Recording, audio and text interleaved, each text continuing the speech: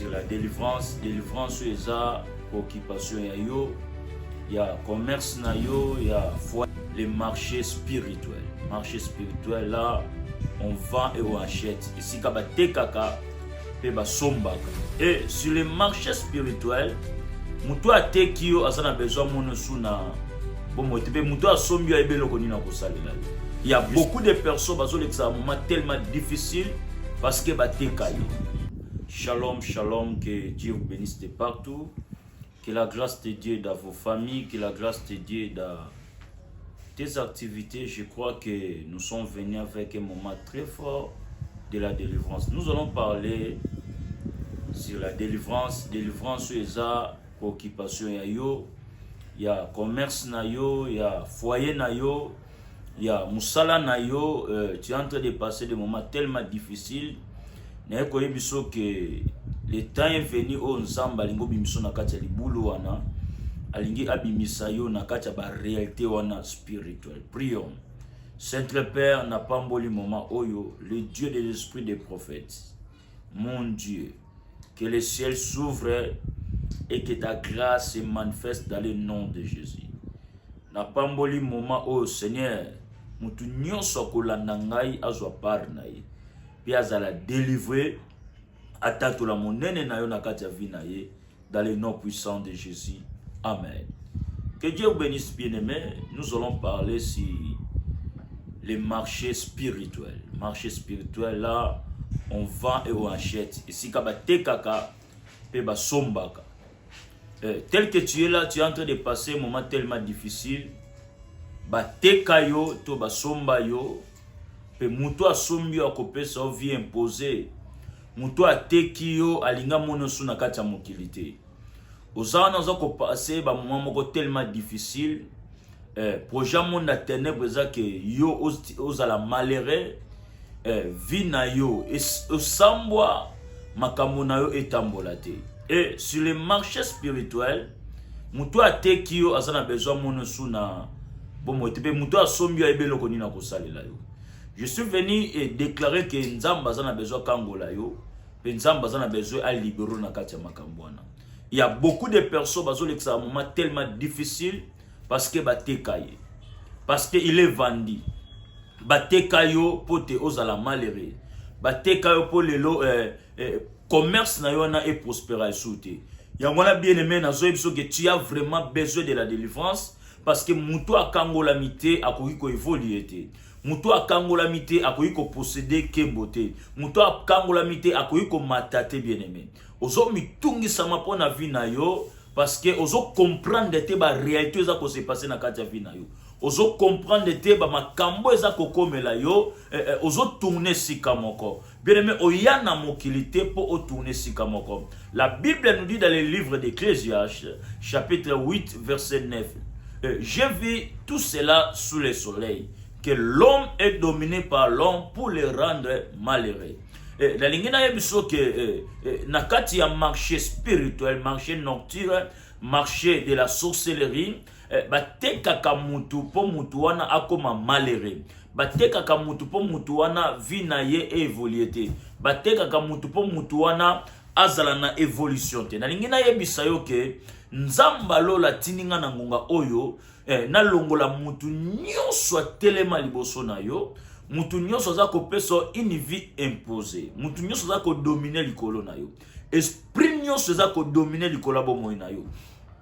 Ces derniers temps, tu es en train de passer des moments tellement difficiles. Il y a des choses qui n'évoluent pas dans ta vie. Je vais parler sur les points concernant la délivrance. Sur les marchés spirituels, les marchés de la sorcellerie, les marchés nocturnes, tout ça n'est pas mauvais sort. Mauvais sort, parce que nako sombela ngo mutu, ba sombelo mauvais sort, pe ba boakeli yo mauvais sort wana, pote yo okoma selo bango balingi. Okoma ndenge bango balingi. Mauvais sort ekozala ba boakeli yo libabe, tout ce que tu es en train de faire, ezako simbate, ezako tambola te, pe okoma ko remarquer que ozo tourner esika moko. Okoma ko remarquer que vie na yo évolution ezate, yozo tourner sika moko, ba relation ezako fanda te, commerce ezako évoluer te, stabilité na kati ya vie na yo ezoya te. Parce que muto babwakeli mauvais sort, eza muto bakopesa une vie imposée, une vie oyo euti na esprit, euti na zamba, euti na cimetière. Ndenga lobiki na kosombela muto libabe, na kosombela muto célibat, na kosombela muto oyo pauvreté na vie na yo. Tu es là, ozo vivre une vie basombela yo vie. Ba pesa o vie akopesa. Bakenda kosombela yo maladi, okoma diabétique, okoma mutu moko oyo, okoma ko vivre vie ya malade na kati ya bakisi. Soki yo meli kisi te, okozala bonne santé te. Soko meli kisi te, moyen vraiment ozala na kimia zate. Basombela yo diabète ya kindoki. Bapesa yo diabète ya kindoki. Lelo oza ko passer un moment tellement difficile parce que basombela yo maladi moko na monde à ténèbres. Nous allons prendre un passage, Balak a moni Israël zakofuluka. Il a vu que Israël est en train de prospérer. Ake pa Bala malobina pesa yo nyonso oyo kolinga olakelela ngai Israël mabe. Tu vois, effet ya kosombela yo mauvais sort, eza bakoloba maloba ke muto abelaka nyonso. Muto na buto alalaka te. Muto na butu alotaka bandota mabe. Muto yo na moya kozana mobali te, yefo sana mobali na butu. Muto nenga za bakobota ka bana wana bana ko belaka. Akobota ka bana ya SS, akobota ka bana moko baza compliqué, akobota ka bana moko baza na ba problème moko spirituel. Na lingina yebiso na ngonga oyo que tu as besoin de la délivrance parce que les choses que tu es en train de vivre, eza ba réalité moko spirituelle. Au monde na ténèbres imposé na kati ya vie na yo. Bien même mutako kota nganga ateki bosui na ye, ateki téléphone na ye, ateki bijou na ye, alobiki na mwana mwaso ni na mona ya lata kamalamu na sepelaka te. Mwana mwaso ndenge azana tien kitoko na sepelaka te. Mwana mwaso ni na mona ka ba relation za komata kati na ye na sepelaka te. Bien aimé, il faut yeba ke na kati ya vie na yo, soki yo za na problème na mutu te, za na batu baza na problème na yo. Eza na batu bazo linga te existence na yo, eza na batu bazo linga te yo o évoluer na kati ya vie nango. Ya mwana la raison pour laquelle tu as besoin de la délivrance en fait que au vaincre mutu nyonso o abonga makanyoka, abonga makampuko, abonga makampese pour nuire vie na yo, pour détruire vie na yo, ozana besoin ya convaincre parce que mutu wana akozwe lamba na yo, akozwa papier mouchoir na yo, akozwa bande hygiénique na yo ndeko nanga mwasi, akozwa lamba na yo akena yango ba travailler yango, ba sali yango ba rituel pour te yo lelo koma ko vivre vie ozo vivre. Na lingina yebiso que la vie que tu es en train de vivre, ce n'est pas ta vie. La vie que tu es en train de vivre, ce n'est pas ta vie. Tu es en train de passer un moment de regret, toujours dans ta vie na yo. Tu connais pas ce qu'on appelle bonheur dans ta vie. Tu connais pas ce qu'on appelle bonheur dans ton mariage. Tu connais pas ce qu'on appelle bonheur dans la relation na yo. Ya yo ba relation fanda kate.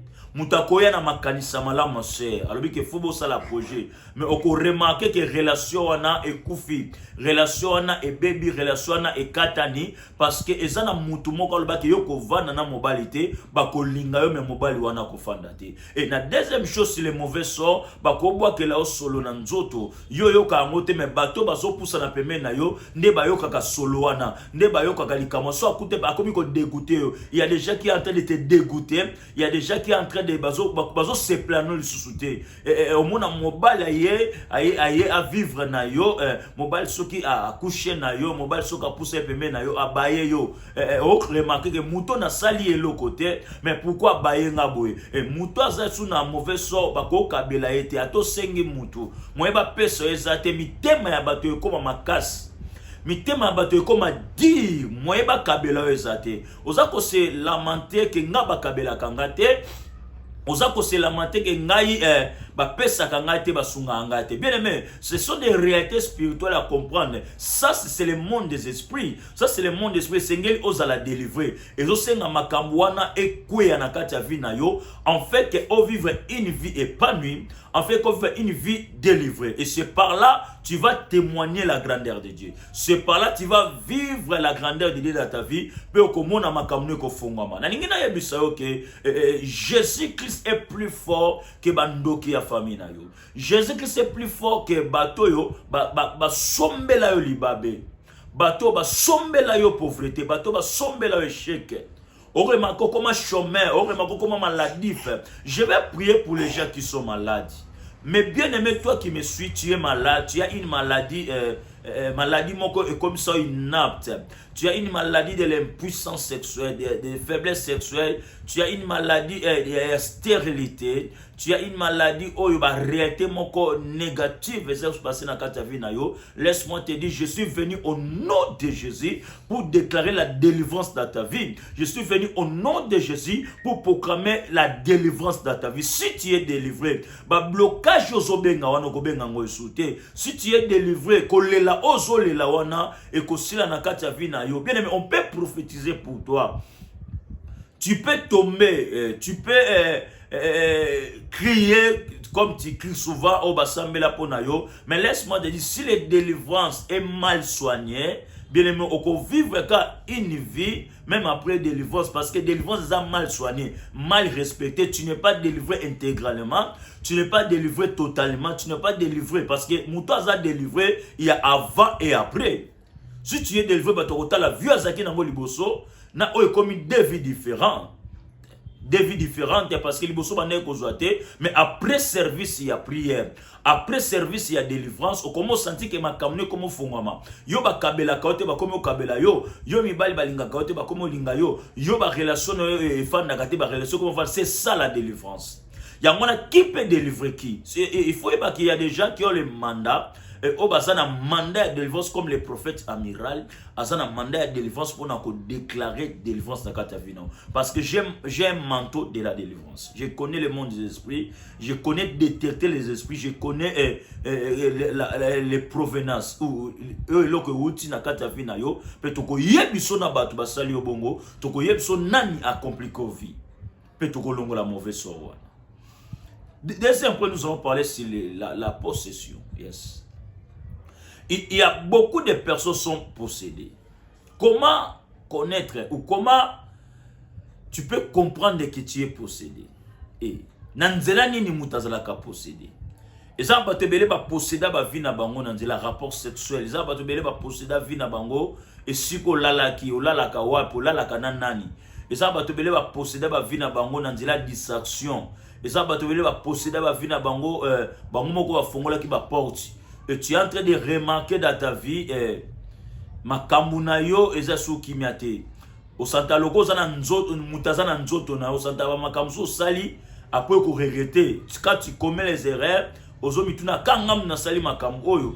Et souvent, les choses qui arrivent dans ta vie, aux ala vraiment dans maîtrise dans côté, parce que M. Sezo Salo passe pourquoi Makambo est comme la vie n'angaï? Pourquoi Makambo est comme l'anga? Bien aimé, aux ala tâtonnement concernant ta vie.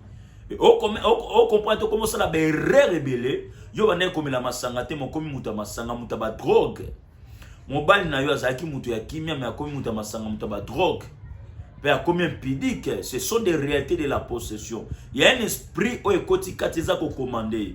Il y a des conséquences dans ta vie si tu es possédé par les esprits impies. Il y a des conséquences. Je vais te donner un verset. Il y a un verset dans la Bible. Bah yeli ba disciple moi na moko azaki linatika ne koko ya malade ndeke ba sambeli ponaye ba luki moye ba bimise esprit na ba kokite. Yesu ayebis bon ce genre de démons et qui m'a pas de jeûne et de prière. Pourquoi Jésus a fait ce modèle? Parce qu'il a maîtrise sur la spiritualité. Il a maîtrise sur le monde des esprits. Souvent tu es en train de réclamer qu'il y a bengi ba prophète. Na sambe sambe na batu mais nazo comprendre tes vies nangai. Il y a pas l'évolution et loko ezosti kangate. Maladie ezobimate, bandoto mabe ezosilate. Mari de nuit o yazoti kangate, femme de nuit o yazoti kangate. Makamonange ezosimbate. Bien aimé, ezosimbate parce que ba picoli esprit wanate. Ba picoli eloko wanate ba bimisi yangote. Comment tu vas vivre la délivrance? Comment tu vas vivre la paix? Comment tu vas vivre la délivrance aussi longtemps que eloko est compliqué ka vie na yo, eloko eza comme maltraité elongwete. Tu as besoin ya kozala délivrer. Et la raison pour laquelle papa mona zoba que mona souvent koya kana mai akoya kana moto et si tu es possédé esprit na ndoko memayo et so conduire na berre et so conduire na ba perte. O comprenez makambo ebele zo sala bana no makambo ebele basalaka et souvent bazoye bate mwana no liboso akoma drogueur mwana no liboso akoma muyibi mwana no liboso ba bebisa bana na yo bakoma ba impédique bakoma bandumba bakoma kosala makambo comprendre surtout réalité ya bana na yo maman lève toi pour na délivrance ya bana na yo eza bituma msu mama tango za na bomo esilisa yango pour na bana na yo parce que bituma msusu bundela mwana na yo parce que soki yo longo ndana ko bundela bango ezo senga osilisa tala ne ba komisela yo mwana autiste mwana beba kaka boye parce que ils ont un esprit moko ya maladie ndeke esprit moko ya maladie ya muto akoma kizenga akoma mongo ba kotisi la esprit moko na nzoto mwana akoma ko sala ba crise akoma ko koya mayele kima mwana na yo parce que ya aza possédé na esprit moko aza possédé na esprit moko yo senga ko localiser esprit wana ko déclarer délivrance en fait que mwana na yo afungwa en fait que mobile na ya fungwama et lo que fa non nzoto wana le comme ça na maladie okoma impuissant okoma na faiblesse sexuelle okoma na maladie ya diabète ils ont des moments ko za na nzoto na yo ils ont esprit moko za na nzoto na zo singa epima en fait que vie na yo est comme libre ezo singa epima en fait que vie na yo ozwa délivrance totale intégrale. C'est par là on ressentit ouverture et bonne santé. Bien aimé, tu as droit na bonne santé. Tu as droit ya komona bana na yo à bonne santé. Tu as droit ya komona vie na yo à bonne santé. Tu as droit ya komona mobile na yo à bonne santé, moi na bonne santé. Mais oza ko remarquer na kati ya couple na bino partenaire akoma maladif. Moi na akoma maladif, bana no bakoma maladif. Eza na démon moko zu contrôle la foyer na bino, eza na esprit moko zu contrôle la bomo na bino et pesi bino position moko boy. Et pesi bino lolenge moko boy. Bien mais boya lolenge wana. Boya vi wana. C'est possible ozala délivrer. C'est possible yo okangolama. C'est possible vie na efongama car ce qui est impossible aux hommes est possible à Dieu. Na ko esa mutu moko ce n'est pas la fin. Na ko esa mutu moko yo posa na droit ya kozala délivrer parce que délivrance c'est na bateau balignon. Si tu veux la délivrance, si tu veux que les choses changent dans ta vie, bien aimé, makambo ko changer, makambo ko fongwama, makambo ko tosa, yo zwa katoko makozwa, yo lala ka pongi te na buto koma ko lala pongi na butu, yo ba déclarer yo maladif, yo ba déclarer yo inapte, yo ba loba ke silipo na yo, bien aimé, je vais te présenter un homme. Ce nom s'appelle Jésus-Christ de Nazareth, asana makoki ya ko bimisa maladi wana. Asana makoki ya ko bimisa démon oya fana na nzoto na yo, pe ofongwama. Ofongwama. Et c'est par là que tu vas témoigner la grandeur de Dieu. Si tu es possédé, au comment on sentit na katanda kuno lokwa biloko zo tambola. Au mona biloko zo tamona nda ko zo bungsa mbongo, ba bilamba ko bunga yo, ba desu na ko bunga, ba biloko na parce que izana des moments ko va na katanda ko tambola. Yo lali, mais yaza ko tambola. Souvent o santake na mbetu na yo na mwasi na mobile na yo bo lali bino mibale mais bozo mona que troisième personne mutu monde bo lala ka 4 ou 3 personnes et c'est par là bien aimé ba ko kozala malheureux yiba ko kozala mutu a pasi parce que soki na kati ya nzoto noto na kati ya musala na yo il y a un esprit où il soit contrôle et ba mbongo ekoti combien mbongo ebimi combien tu es malheureux tu as besoin de la délivrance. Na yamine de komoko ya mwasi une sœur a sali conteneur a ekoteka a tcheki biloko bela ekoteka mais koteka zoteka azozwa mbongo mais na suka konte mbongo na ndenga teki na mbongo azana ngona maboko lokola bakaboli ona mutu lokola mutu mso akenango mazaye moko azasi ka pesi mutu te. Il y a d'autres choses que tu es en train de perdre dans ta vie. Parce qu'il y a un esprit, il y a une chose, oyo ezalaka yo. Ebi ke bakabeli odesa. Ebi ke balaki o musala. Ebi ke yonde ozana fo ke ndeko samba pona mukanda na yo. Ebi ke ndengo ozana fo ok ne dossier moko très important. Et l'esprit là, oza possédé na nzoto na yo, ezo pesa ba information. Eza koyebisa bato, eza ko signaler bato. eza ko panza yo na ba monde des esprits. Puis ba esprit zo eza ko combattre vie na yo. Na lingi na yebisa yo, tu as besoin de la délivrance. Tu as besoin de la délivrance. En fait que mo au blocage, aux autant un blocage trop na vie na yo. Nga naza bloqué, nazo comprendre le blocage oté. Tu as quitté l'Afrique aux en Europe, mais tu es en train de vivre une vie comme si tu es au village. Parce que qu'il n'y a pas si n'enga batoza ko sepe na mabele ya France, baza ko sepe na mabele ya États-Unis, baza ko sepe na mabele ya Asie, ya Océanie, ya Europe, ya Amérique, mais yo pona yo au mona lokola ki ko tika bato lokola ko leksa parce que tout est bloqué. Parce qu'il y a une personne au ba localiser la vie na yo, yo ba kango na nzunga bondoka famille. Yo ba kango na marmite sorcellerie de la famille, comment tu vas réussir? Tu as besoin de la délivrance, tu as besoin d'ouverture. Si tu es délivré, au monde a maya miso tangisa wane kosila. Oui, kosila. Si tu es délivré, au monde a régler aux alamona katia monte mane kosila. Car Jésus-Christ est le plus fort, les gens de ta famille. Mutu olota kawana, olota mutu moko na butu, olota mutu so elongino mona angote, olota mutu moko ya accoucher na ma sœur, asui yo mais elongino mona angote, pe okomi remako so de ça posséder na esprit wana, lelo na beauté na yo koma ko beba, okoma ko sentir biloko so bima on elongi, o senti que nyonso ya yo asposaki na ngozate parce que les démons to l'esprit là o est possédé vie na yo e koluka bonheur na yo te. Et so dominer yo pour rendre yo malheureux. Et posséder yo pour rendre yo malheureux. Et posséder yo pour même ma pauvreté na kati ya vie na yo. Et posséder yo pour te elelisa yo. Ya mwana ekoye bisoke. On peut prophétiser pour toi. Mais si la délivrance est mal soignée, si la délivrance n'est pas réussie, tu peux tourner rond à ta 30 ans. Vous savez, les sorciers ou les esprits, et bah couper sa moutou âge, il y a pauvreté. Quand tu lis dans la Bible, il y a une femme que le diable tenait liée depuis 18 ans, une femme courbée. Je suis en train de dire, cette femme, elle est une fille d'Abraham, que le diable tenait liée depuis 18 ans. Toi, tu as déjà 30 ans, tu as déjà 50 ans, tu as déjà, je ne sais pas l'âge que tu as, mais les démons peuvent te donner un autre âge. Parce que tu es dans pendant 30 ans. Tu es pendant 50 ans.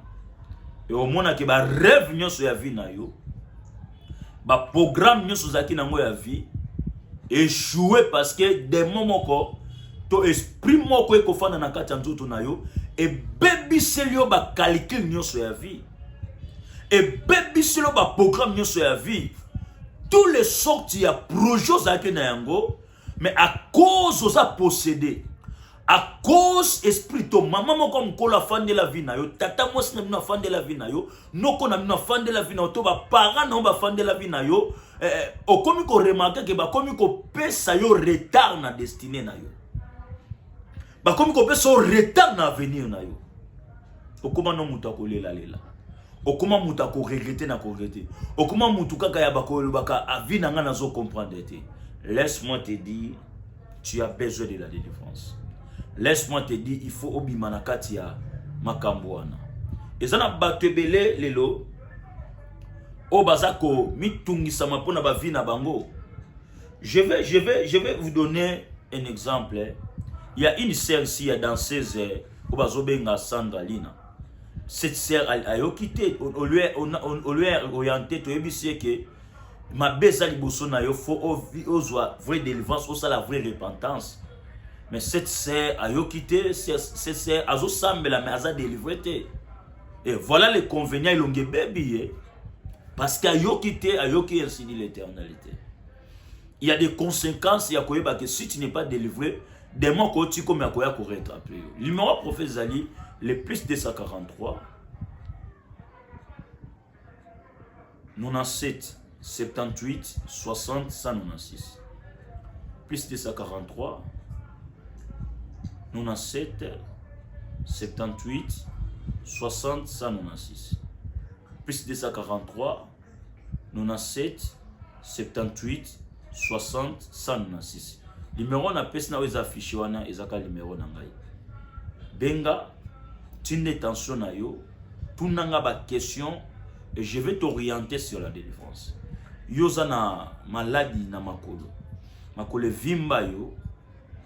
Oza maladie de diabète, oza maladie de sida. Tu es en train de passer un moment dire ya vie nyonso sale simbate. O remarqué vie na évolution zate. Oza na mwana moko za na malformation. Oza na mwana moko ba problème eleki na kati ya santé na ye. Oza malade. Naza besoin bato malade. Bino bato malade bobenga. Yo zo akazemite benga parce que na maboko ko la pesa bana ya ko affecter ya ko délivrer tout le monde la stérilité na tout ya bana. Ndeko nango za na impuissance sexuelle, oza na faiblesse sexuelle. O senti que mobala kimayo, moi ça kimayo, tu as besoin ya réconciliation. Tu as besoin mobile na yo azonga. Moi si na yo azongela yo, oza na besoin stabilité na relation na yo. Bien aimé benga biso. Toko solola, toko sambela pe ko fongwama. Pe délivrance et kozala totale na kati ya vie na yo parce que nzamba lola akolemba na kana. Il y a beaucoup de points que nous allons aborder. TV Zangonga on a lobité soko bengi biso otinisi toko localiser toko prophétiser pour na yo toko sambela pour no pe ko fongwama pe ko vivre ta vraie délivrance parce que nzamba lola zana makoki ya ko libérer vie na yo ya ko koto na kati ya bénédiction na yo ya ko eba ko peso ezali par na yo. Car ce qui est impossible aux hommes est possible à Dieu. Au bengi biso toko sambela, au bengi biso toko sakola pona yo, au bengi biso toko orienter yo, au bengi biso toko fongola yo, entreprise na yo. Makam na yo so tambola te, relation na yo so simba te, nyonso sa les yo évoluer te. Tu as besoin de la délivrance. Le prophète amiral a la maîtrise, il y a le monde des esprits, le monde des esprits. Na ce qui est caché le koni ne batama. Et là, on est bombama, pekola kozanga te kokangola. Oza joueur, oza musicien. Et sengelo ebake, nzamba lola zana nguya kokangola yo, nzamba lola zana nguya kofongola yo, nzamba lola zana nguya ya kopeso. Numéro na c'est le plus 243 97 78 60 196. Le plus 243 97 78 60 196. S'abonner na chaîne, partager, faire la large diffusion. En fait, que comme la moutonnière sur un problème, peut tout sembler la pone. Que Dieu bénisse. Zamba Pambola Bino. Ciao.